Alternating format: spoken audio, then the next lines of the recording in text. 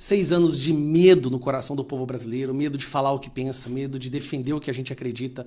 E nós estamos a isso aqui, ó, de acabar com tudo isso de uma vez por todas. Nunca esteve tão próximo, tão ao alcance das nossas mãos, reverter toda essa perseguição e voltar o Brasil à normalidade. Vamos lá.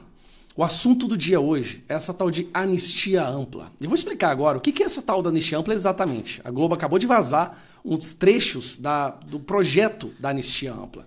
Mas antes, eu quero te mostrar isso aqui. Ó.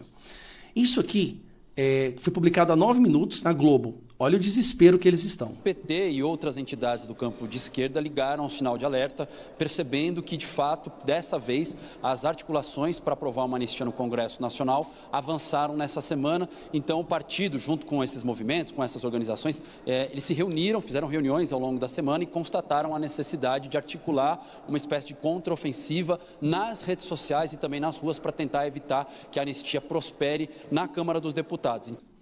Nas redes sociais e nas ruas. Você prestou bastante atenção? Onde que vai ser o contra-ataque deles? Uma espécie de contraofensiva nas redes sociais e também nas ruas. Nas redes sociais e nas ruas. Então vamos lá. Neste momento eu vou clicar aqui agora no X, no Explorar, e vou aqui em Assuntos do Momento. Olha quais são os 2 assuntos mais falados hoje. 7 de setembro nas ruas, anistia ampla. 7 de setembro é o assunto que está sendo mais falado neste momento no X. As pessoas querem ir para o 7 de setembro para pedir anistia ampla, geral e restrita. Agora eu quero mostrar para vocês o que é essa anistia ampla, geral e restrita. O pessoal da Rede Globo teve acesso ao esboço do texto e eles acabaram de publicar. Essa anistia ampla, geral e restrita, ela não vai apenas soltar esses presos políticos, gente. Essa anistia ampla, geral e restrita, que você vai ver agora, ela acaba com a ditadura do judiciário, com a perseguição e com a censura. Escuta. Primeiro ponto aqui, ó, fica concedida anistia a todos aqueles que no período entre 14 de março de 2019 e a data de entrada em vigor dessa lei tenham sido ou estejam sendo ou ainda, eventualmente, possam vir a ser investigados, processados ou condenados em razão de condutas. Aí vai passar aqui para vocês verem quais são os outros pontos. Ó, manifestações verbais ou escritas, inclusive as que forem proferidas em vias públicas, páginas da internet, rede social, órgãos públicos, meio de comunicação ou quaisquer outros canais que tenham sido ou possam ser considerados como ofensa ou ataque a instituições públicas ou seus integrantes. Aí tem ali outro ponto, descrédito ao processo eleitoral ou aos poderes da República, reforço à polarização política, geração de animosidade na sociedade brasileira ou situação de natureza semelhante a qualquer uma dessas anteriores que eu acabei de ler para vocês. Deixa eu trazer outro trecho aqui, eu vou abrir para o debate, que dá vontade de já debater, né? Porque é tão absurdo, ó. Esse outro De tão absurdo. Eles estão revoltados com isso. trecho aqui destaca a anistia para quem prestou apoio administrativo, logístico ou financeiro, tá, gente? Bem como qualquer outra forma de contribuição, estímulo ou incentivo.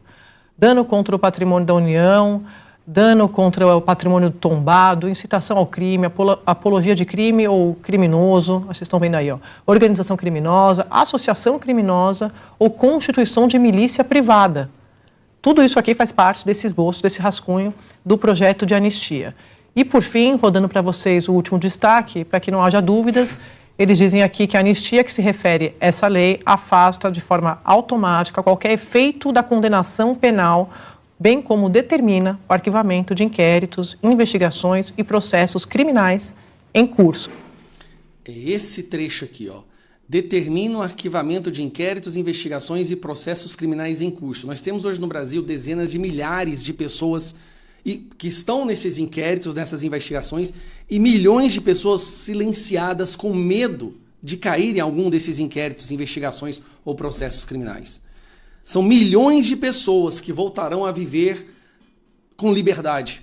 Sem falar que com essa anistia as pessoas poderão voltar a falar. Olha o que isso pode nos dar. Isso aqui, gente. Isso aqui, eu quero que você apresente. Isso aqui. Tá? A indústria já está dentro, os empresários, o Tarcísio. Nós temos maioria na Câmara dos Deputados, construindo maioria no Senado. 7 de setembro tem que ser uma explosão de gente nas ruas, como o Brasil nunca viu na vida. Essa é a boa notícia. Na verdade, quem conversou com a Cristina não fui eu, só para ficar claro. Foi o Jefferson, que trabalha comigo no Supremo. E, em um primeiro momento, eu até pensei em colocar meu nome de ordem do juiz, do Ayrton Vieira, etc, etc. Mas, pensando melhor, fica estranho, porque eu não tenho como mandar para você, que é lotado no TSE, um ofício, ou pedir alguma coisa, você me atender, sem mais nem menos. Eu teria que mandar um ofício para o presidente do TSE, pedindo para que ele passasse, depois repassasse essa ordem para você, para que você aí me atendesse. Porque não, embora saibamos que entre nós as coisas são muito mais fáceis, né? Justamente porque temos um mínimo múltiplo comum na pessoa do ministro, mas eu não tenho como formalmente, se alguém for questionar, vai ficar uma coisa muito descarada, digamos assim, né? Falar, mas como? O juiz instrutor lá do Supremo manda para alguém lotado no TSE, e se alguém sem mais nem menos obedece, manda um relatório, entendeu? Ficaria chato. Daí nós termos evoluído no raciocínio e pensado que ficaria melhor um juiz do TSE, né, mandando para nós, que aí ninguém pode questionar nada. Obrigado. Só para esclarecer, consta, esse é um áudio que foi enviado pelo juiz auxiliar do ministro Moraes, Ayrton Vieira, ao perito criminal Eduardo Talhaferro. Acho que ele explicou muito bem como é que funcionava essa engrenagem ilícita, ilegal, irregular ali, né, de gabinete clandestino entre o TSE e o Supremo Tribunal Federal, porque vale lembrar, o Talhaferro era lotado, ele estava no Tribunal Superior Eleitoral, mas as ordens vinham do ministro do Supremo, Alexandre de Moraes, do STF. Então, ali havia uma transferência de obrigações entre funcionários lotados em diferentes tribunais. A explicação do juiz Ayrton Vieira é super didática, não tem como não entender, né? E remete a outros casos que a gente sabe já também, da vaza-toga, né? De que o Alexandre de Moraes mandava fazer alguma coisa e depois ele descobria qual selo ali usar, se ia ser o TSE ou se ia ser o STF. Quer dizer, ele usava isso como algo intercambiável, né? Se voto auditável e voto impresso não pode usar como sinônimo, senão leva pito da Camilus, TSE ou STE dá no mesmo para Alexandre de Moraes. Isso é mais um caso de ilegalidade, de ilícitos cometidos pelo gabinete paralelo, pelo gabinete do ódio, a verdadeira milícia que Alexandre de Moraes montou ali no TSE/STF. Essas denúncias estão vindo à tona com provas, né, do telefone do Talhaferro, elas tinham que parar o país. Está furando um pouquinho a bolha da velha imprensa, um ou outro veículo está publicando, o Estadão publicou, pasmem, uma reportagem até séria mostrando as denúncias contra Alexandre de Moraes e seus abusos, né? A Globo ainda não tomou muito conhecimento do que está acontecendo, não. Mas isso era para ter parado o país. O caso envolvendo os empresários do grupo, do WhatsApp, que eu fazia parte, né? E que receberam Polícia Federal às 7 da manhã nas suas casas ou empresas por nada, por uma coluna de fofoca do Guilherme Amado que o Alexandre de Moraes usou como única evidência para mandar a Polícia Federal e depois entrou numa máquina do tempo, retroagiu e disse que não era só aquilo, para criar embasamento falso para sua decisão. O mesmo Guilherme Amado que levou uma reportagem sua também, entre aspas, levou à prisão do Felipe Martins, porque viajou para os Estados Unidos e escafedeu-se. Isso tudo tem que ser investigado. Nós estamos lidando com uma quadrilha com vários cúmplices, vários vassalos, né, obedecendo ordens esquisitas de Alexandre de Moraes. Isso, em outros tempos, ia suscitar investigação da imprensa, dos órgãos competentes, ia parar o país. Agora, a gente está vendo o esforço de boa parte da velha imprensa para jogar debaixo do tapete essas denúncias.